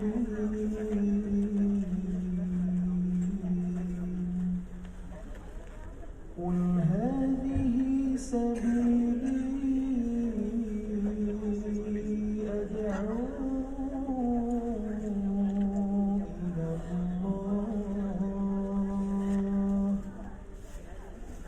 Qul hadhihi sabili ad'u ila Allah. Ala basiratin ana wa man ittaba'ani wa subhanallahi wa ma ana minal musyrikin.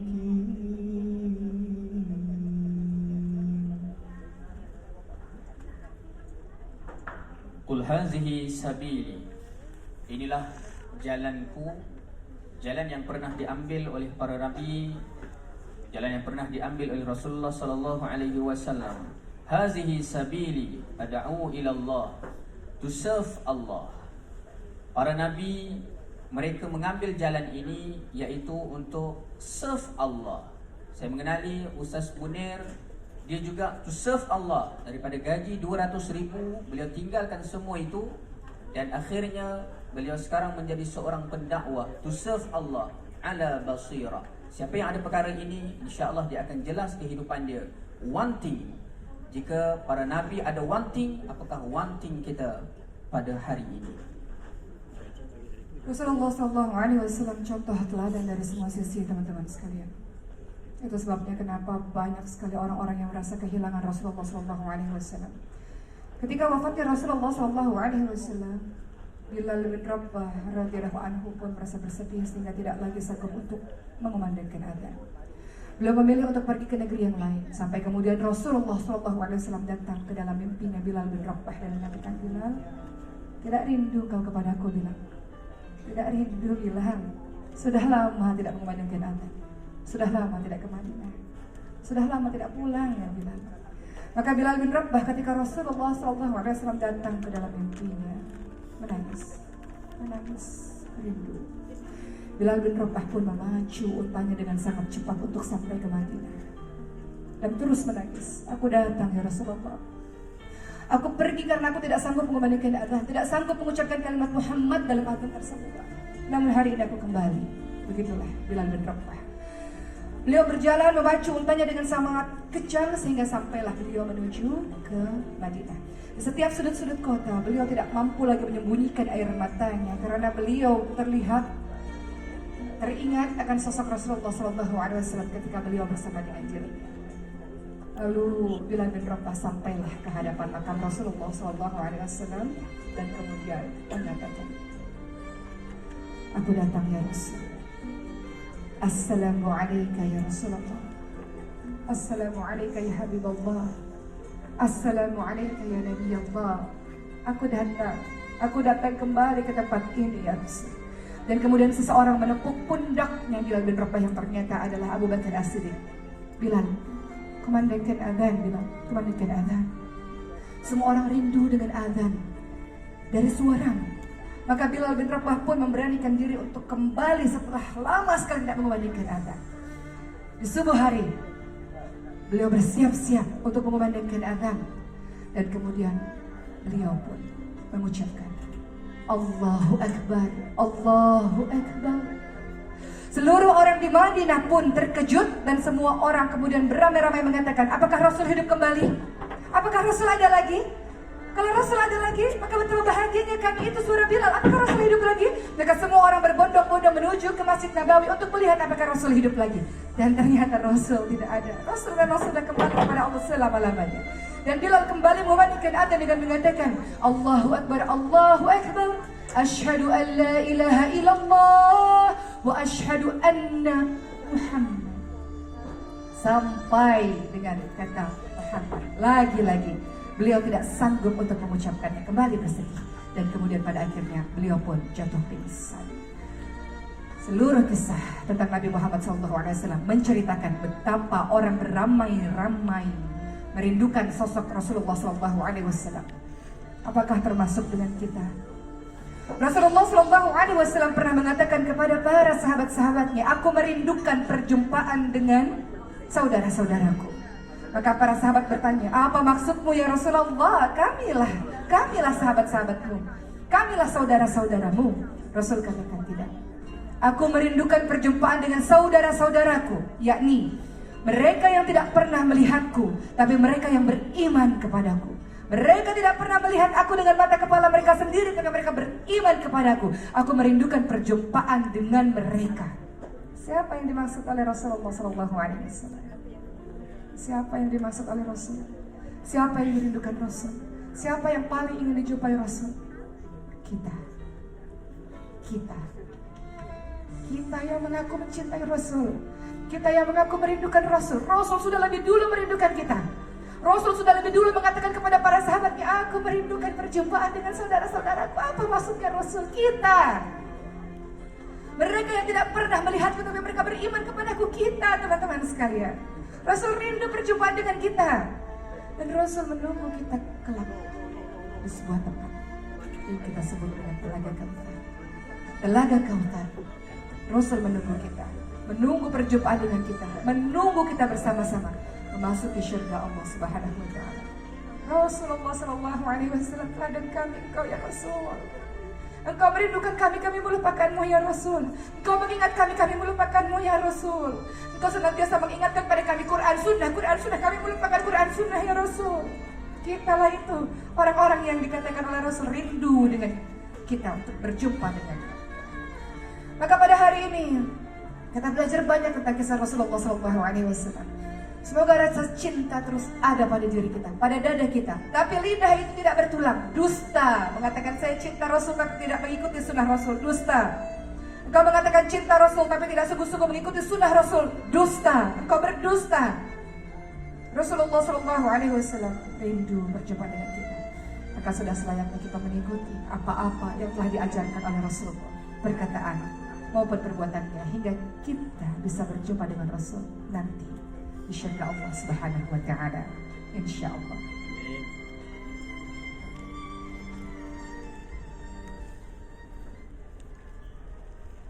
A'udzu billahi minasy syaithanir rajim. Laqad kana lakum fi rasulillahi uswatun hasanah liman kana yarju Allah wal yawmal akhir wa dzakara Allah katsiran. Laqad kana lakum fi Rasulillah uswatun hasanah. Pada Nabi ada uswah hasanah, ada contoh yang baik. Seakan-akan memberi makna kepada kita secara ringkasnya, ada beza antara qudwah dan juga uswah. Uswah membawa maksud suatu contoh yang dapat diikuti, dan siapa yang mengikuti dia akan diikuti pula. Sebab itu bagi sebuah keluarga yang mengikut kepada uswahnya Nabi SAW, keluarga itu akan diikuti. Sebuah organisasi mengikuti kepada uswahnya Nabi SAW, organisasi itu akan diikuti. Sebuah negara yang mengikuti uswahnya Nabi SAW, negaranya itu akan diikuti. Maka siapa yang mengikut kepada uswah Nabi SAW, perkara-perkara kecil yang dibawa oleh Nabi SAW, walaupun sekecil perkara, bawalah perkara ini dalam kehidupan kita. Kerana dengan kita membawa ianya dalam kehidupan, insya-Allah Islam, agama ini akan kembali diikuti.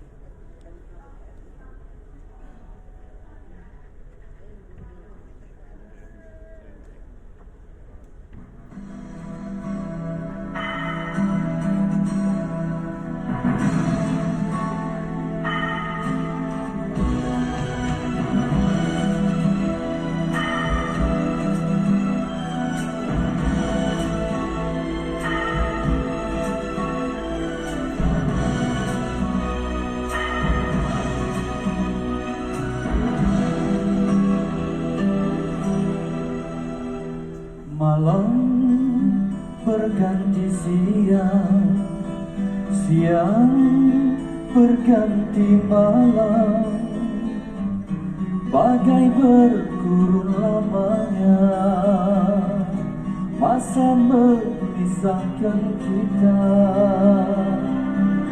Hingga ku terlupa pada paras rupa. Malam mencari mimpi, siang mencari arti, tersikat seribu makna, terucap seribu kata, terkupaslah rahasia. Sekian lama berpisah, akhirnya bertemu, mengenang dosa, mengenang rindu, dan ternyatalah cintaku yang satu. Kau kekasih awal dan akhir, kau kekasih batin dan zahir. Setelah ku sadari cintamu yang abadi, tak ku harap, tak ku peduli, walau bulan jatuh ke bumi dan hadir kita tadi, tak ku impikan lagi. Kerana kau lebih mengerti, kerana kau lebih ku kasihi.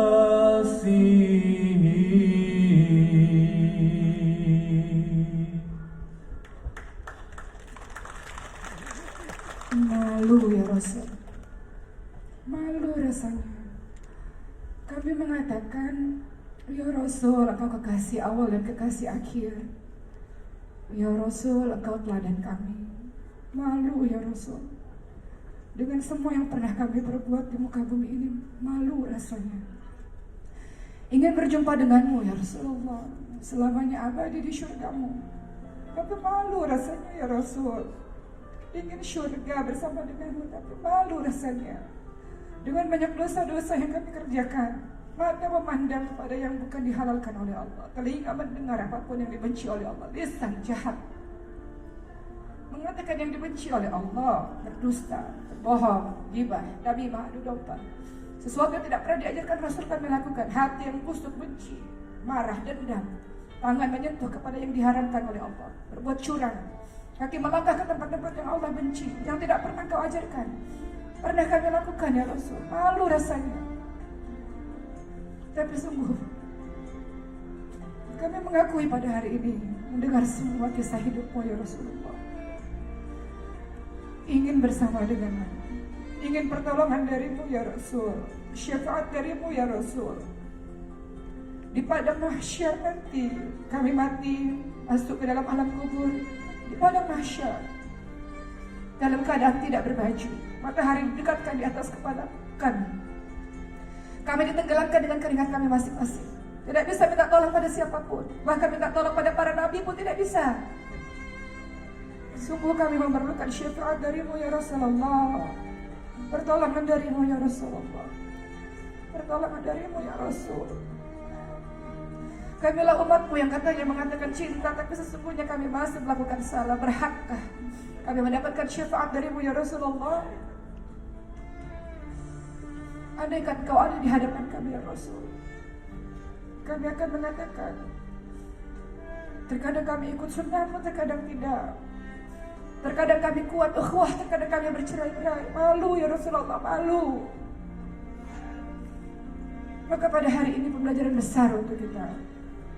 Setelah menyimak semua sejarah hidup Rasulullah SAW, kitalah yang dibanggakan oleh Rasul. Kitalah yang disebut-sebut oleh Allah sebagai kuntum khaira ummah, umat terbaik. Kitalah yang disebut-sebut sebagai seorang khalifah di muka bumi ini, yang melanjutkan perjuangan dari Rasulullah SAW. Islam tidak akan pernah mati selama ada orang-orang yang meneruskan perjuangan Rasulullah SAW. Islam tidak akan pernah mati selama seluruh umat Islam berpegang teguh satu kepada agama ini yang kokoh, berpegang teguh kepada Quran dan Sunnah, sampai nanti akhirnya bertemu dengan Rasulullah SAW.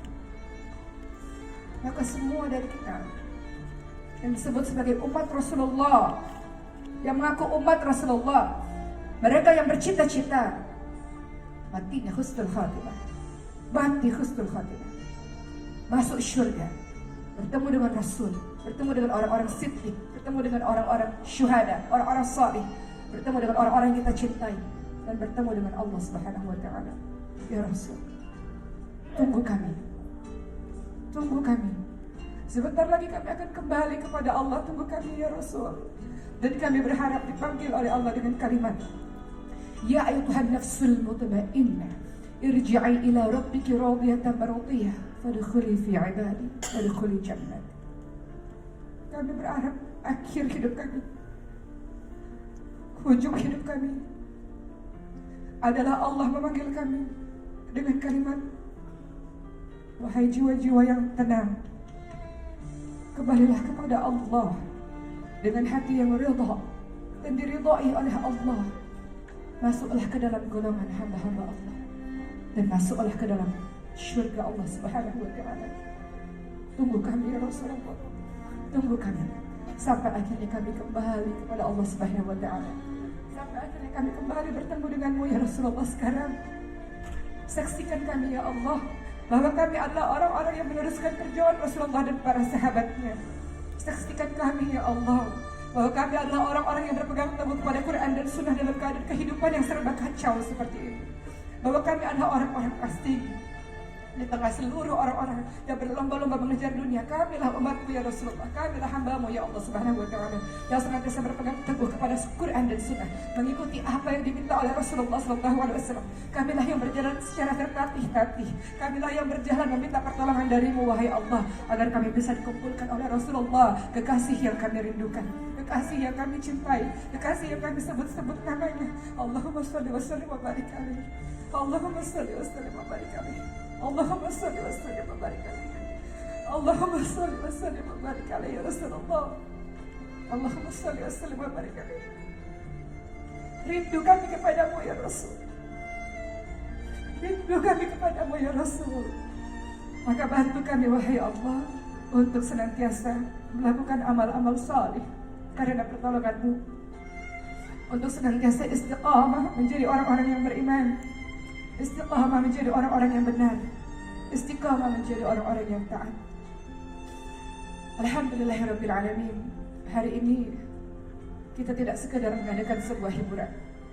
Hari ini dengan mengenal Allah dan Rasulnya semakin kuat rasa cinta kita kepada agama ini, insyaallah. Kita sudahi hari ini. Mudah-mudahan senantiasa iman kita dikuatkan oleh Allah Subhanahu wa taala. Wabillahi taufiq wal hidayah. Wassalamualaikum warahmatullahi wabarakatuh.